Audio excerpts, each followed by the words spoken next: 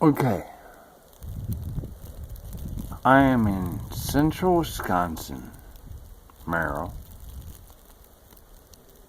It is 8:50,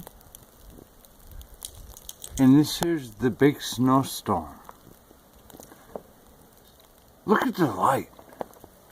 It's crazy. What's the brilliant light? If it's a snowstorm, hours after sunset. Somebody tell me. What are they hiding? What are they making with their geoengineering?